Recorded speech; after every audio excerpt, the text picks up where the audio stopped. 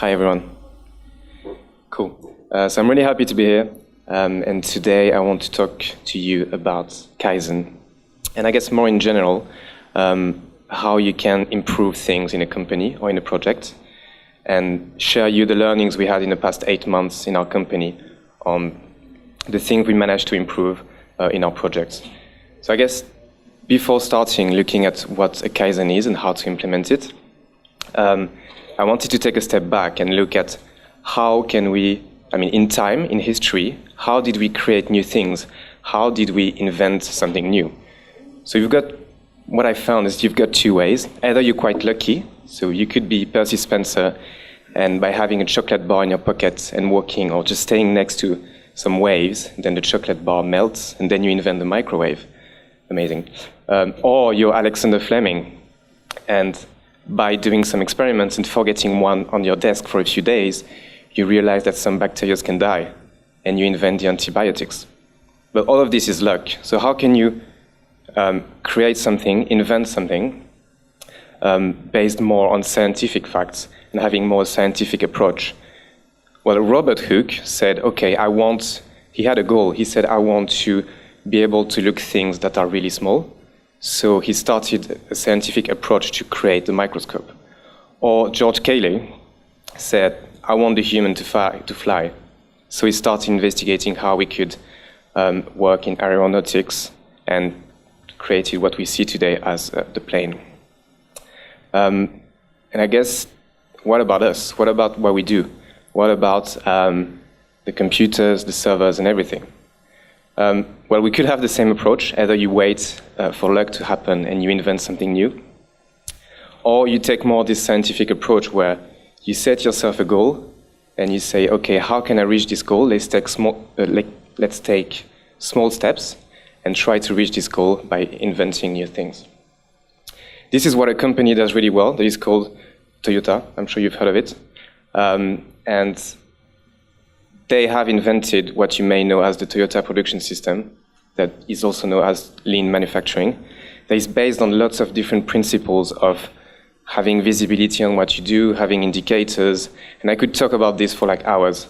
But I want to focus on one thing today, one core concept, that is Kaizen. But before looking into this, let's introduce myself. So I'm Clement Pasteau. I'm the Deputy CTO of Theodo UK, and so we're based in London. And to explain a bit the context of why we wanted to go faster on what we do, let me explain a bit what we do here at Theodo. So we are a service company, and basically our clients come to us and they tell us, I've got a problem, help me solve it. And we go from defining the problem with them, refining the success to solve this problem, defining the features, developing those features, then deploying them to production, having the user feedback and everything. And why do our clients like us? Because we're really fast. Because we managed to do this in a few weeks by being really focused on the MVP and having a feedback loop really quick. And why are we so fast? Because we use methodologies, modern methodologies, mainly agile ones. So you may have heard of Scrum, where we work in small teams with a technical team working with the client directly in weekly iterations. And we use tools that are really efficient, like we've got Trello that is really highly collaborative, and we can estimate everything we do to give visibility, so that on a daily basis we can see how much work we're going to do. And if we're late, then we can react right away. So we've got this lean mindset of, we've got an indicator, if we're late, let's react and let's try to improve what we do. Why am I talking to you about all of this? Because a client came to us at the beginning of this year, and he said, okay, I've got a problem, help me solve it. And basically, what we didn't expect is this client had a lot of requirements and a lot of policies because it was a bank, so we had to work in an environment we're not used to. So basically, we discovered that, well, we were not fast in these new environments, so we had to adapt. So all the tools, the technical tools we're using, like having GitHub, having a CI, working on a Unix environment, using Terraform to create some servers and everything, we couldn't use them because we were working on a virtual machine, on a Windows, another version control tool, everything. And this is where we told ourselves, okay, we want to improve, we want to get better at our job, so let's try the Kaizen. But how? Kaizen in Japanese means improvement. It means you work on improving your workplace. Basically, it's what they do at Toyota on their factories. So each person can implement a Kaizen to improve the way they work on their flow. So we said to ourselves, okay, let's do that. But how do we do this? By looking further into it, we found the 6 steps of the Kaizen, which are fairly easy to understand. We first try to understand and define the performance improvement potential. Then we analyze the current methods. We generate new ideas. We test them. Then we implement a longer plan. And then we evaluate the method to standardize. So I'll come back to it more in details about those steps. I guess the key learning we had from the beginning is, okay, we can't work alone on this. We can't just say, okay, I'm going to try and improve the speed on my project on my own and hide everything. We want something that is really visible, that the company can see, anyone can come to us and see what we're doing and can help us, can challenge us. So we came up with a template of how this Kaizen should look like. So you can see that we've got the title, we've got the team that is working on it, that are challenging each other, and we've got those 6 steps with a lot of indicators and colors to see if anyone comes next to this board that we would put on a whiteboard, then they can see what they're doing, the problems they have, what they are experimenting, and everything. I'll go briefly through all those steps first so that we can understand together what they mean. And then I'll go again with like the example of how we managed to increment our speed on the project. First thing you want to have is a title. Why a title? Because like I said, anyone should be able to understand what you're doing. From the newcomer to the CEO or CTO, if they come to you, they should be able to understand what you're trying to do. And this title must be clear enough and must be related to the obeya, well, another Japanese word. Why the obeya? I don't know if you've ever heard of the obeya. In Japanese, it means the war room or the large room. And this is basically the place where you put the company goals. So this is important for you on your Kaizen so that what you're doing is actually related to your company. You can't just say, okay, I'm going to try and solve this or implement this if there's no reason for your company to do it. In our case, going faster on our project was useful to increase the client satisfaction, which is one of our key goals for the company. Cool, so you've got your title that is related to the obeya. You know what you're doing and why you're doing it. Next step is find the performance improvement potential. This is the most visual thing on the board. So this should be a measure that you can have regularly so you can see your progress. If it's the speed, you can see the speed of delivery like on a daily basis or a weekly basis. If it's the number of bugs that you're trying to reduce, you should see it decreasing. So you should have a standard to reach as well. So you can see where you are, the gap, and what you're trying to address.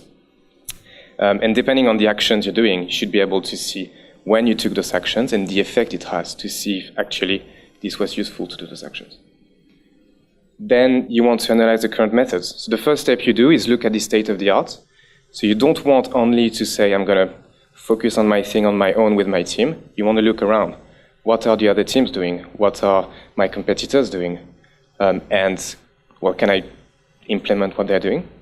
And then look at your current flow. Try to understand each piece that goes through your flow. Can you break it down into different steps so you can see which step is actually taking the longest? Once you've got this visibility on exactly what your work looks like, basically, you need pieces. Because to generate new ideas of how to improve your flow or whatever you do, you need something that is real, that is coming from the field. So you need, for instance, if you've got your flow, you need to be able to know which pieces are going through and which problems you had for each of those. So they need to be printed so you can see them, dated so you can see the progress, and analyze it like we've seen on the other talks. You have to do the 5 whys on them to be able next to generate new ideas. So based on those pieces, you can check, okay, we had a problem on this feature, for instance. Let's do 5 whys, let's understand the root cause, and let's try to brainstorm some ideas to fix them. Once you've got an idea, then you have to test it in a quick way. So you can't like say, okay, I'm going to fix it right away. Let's take a lot of time to fix it so that it doesn't happen again. Let's first do a quick check to make sure that this ID is valid. And once you reach that, and you know that your ID was valid, you've got a problem that you can fix, then you try to implement a longer-term plan. And you do another check. Okay, have I managed to implement a long-term action? Has it fixed my problem on the long term? If yes, then you go to the sixth step, which is I look back on what I've done. I've improved myself, my team. I can share this and create a standard for the whole company so that other projects, when they start, they can use the same methodology, the same things you've done. So it's fairly easy to understand. You define your problem, you analyze your methods, you generate new ideas, and then you test everything so that at the end you learn something and you can share with others. And it looks like this on a board. So like I said, usually what happens in our teams is we've got people gathering around every day, looking at pieces and trying to brainstorm, generate new ideas, and updating the indicator so that everyone, when they come to it, they can see what we're doing, they can challenge us, they can say, oh, what are you doing this? Or I know something that you don't know and I can help you. Now let's look at what we've done on our speed Kaizen. So our title was, if you remember, we had a client working in a bank and said, okay, you're actually going slower than we thought. So we said, we're going to try and go faster. So our title was Increase the Developer Speed from 6 to 18. If you're not familiar with Scrum, the notion of speed is the fact that each feature has a complexity. So we know every day how much we are able to deliver to give visibility to the client. So what we did on the graph you can see on the bottom right is every week we knew what was our average speed per day per developer. And we were trying to increase this to actually go faster. So that's it. So yeah, so every week we managed to go faster and we can see the actions we are taking. Some of them manage to increase the speed, some of them don't. And this was what we were tracking. And it was related to the client satisfaction and the sprint success on our OBM. Second thing is analyzing our current methods. So what were our current methods? Well, obviously, the first thing we want to do is look around. And we looked at, the first thing was a book called Accelerate by Jez Humble, which is really good if you haven't read it.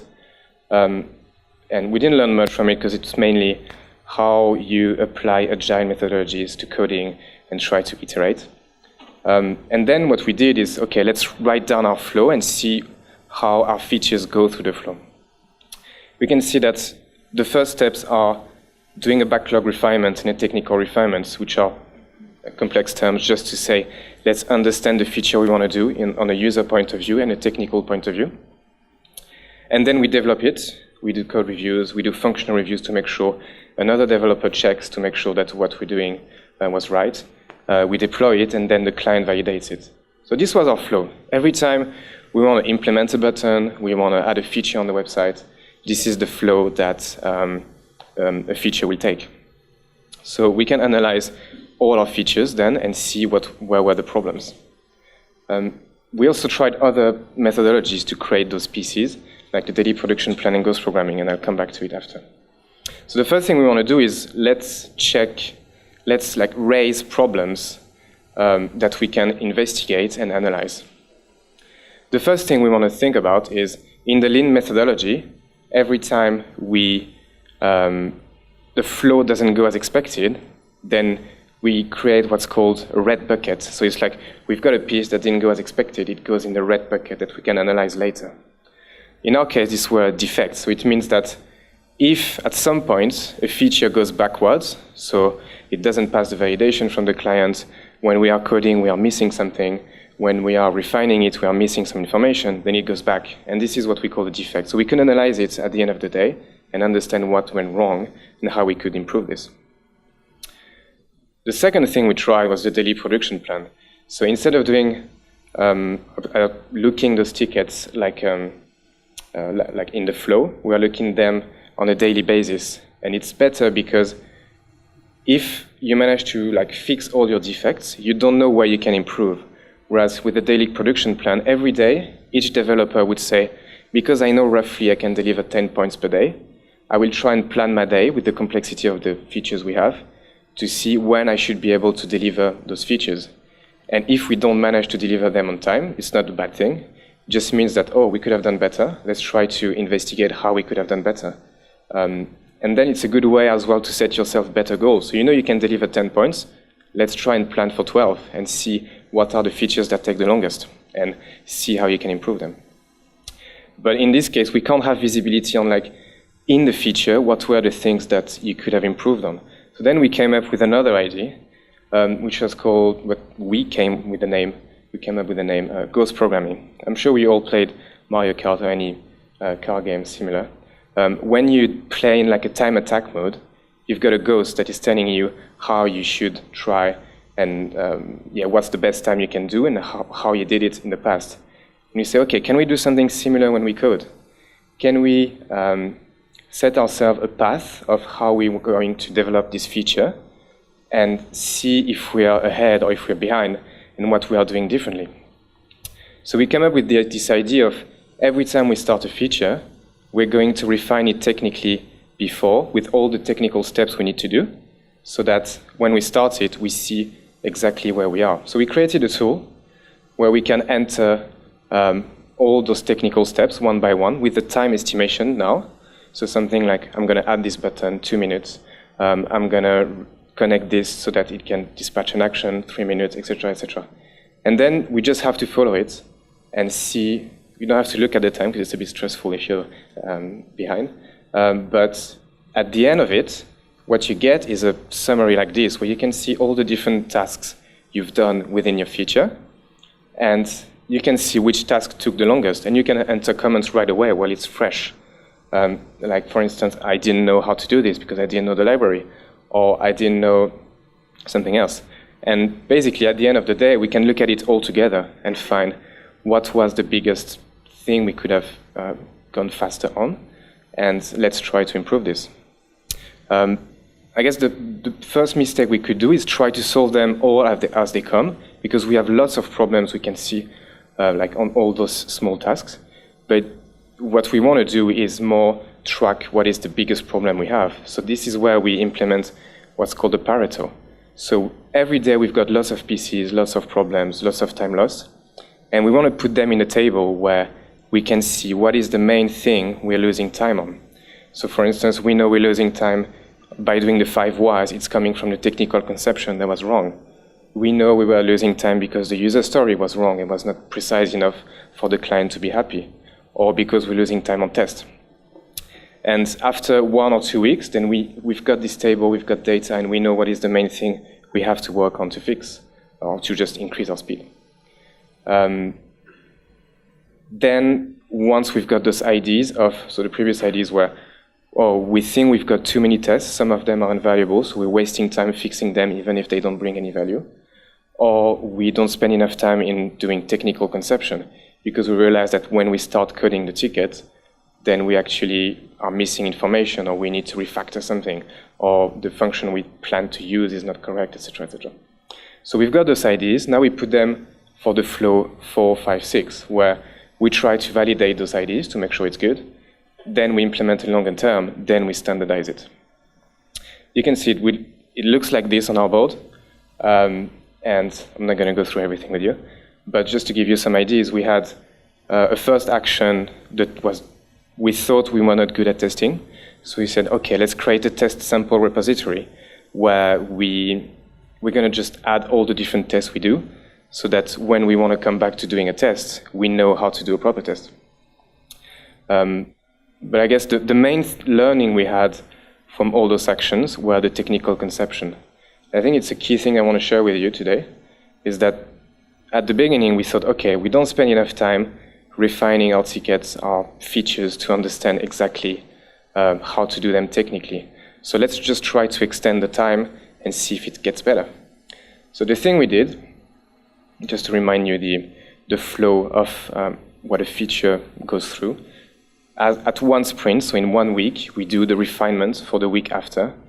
And we said, OK, let's spend 1 more hour in technical refinements and see what happens in the sprint N+1 if we go faster on delivering the features. And that was actually impressive, because the week after, when we experimented this, we had a speed of 13 per day. By spending 1 more hour doing technical refinement, we managed to deliver 18 more points in the week after, so it's more than a day.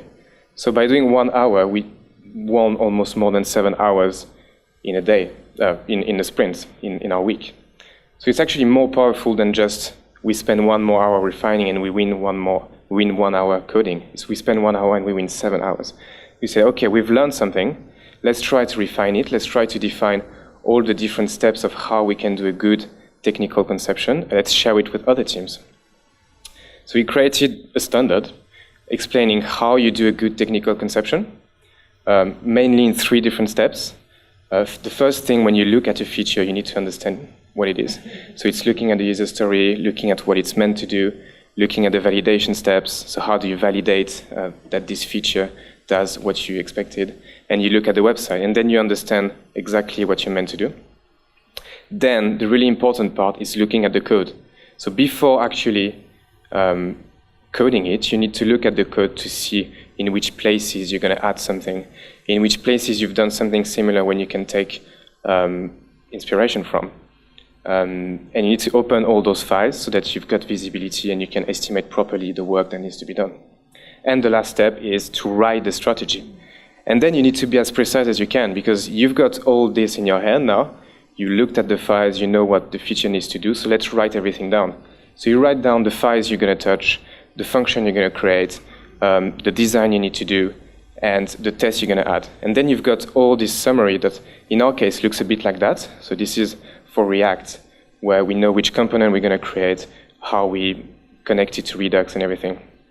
And with this, then in the sprint after, when you start working on the feature, then it's just following a checklist. You know exactly what you need to do, and everything goes as planned because the whole team was together refining the feature, creating the conception, and it's just as easy as following and just doing it.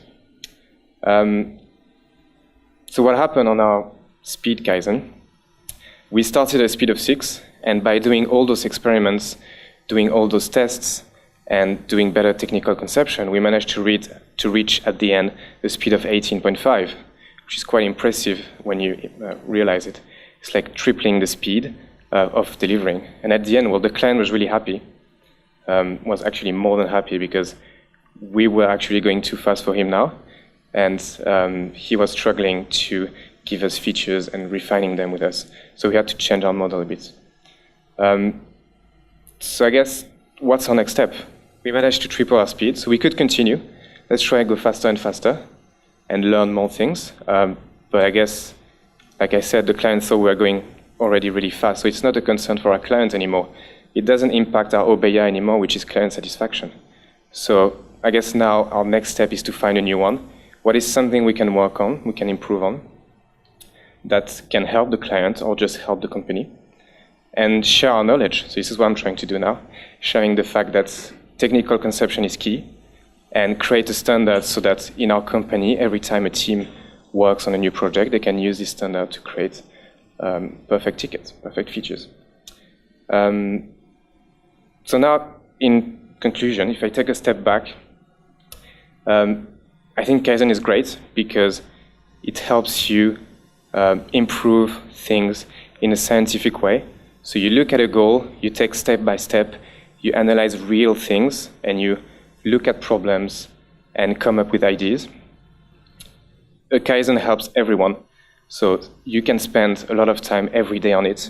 Even in our case, for a service company, the client allowed us to work every day on this board instead of just writing features, because it helps, obviously, it helps the client because we are going faster thanks to it.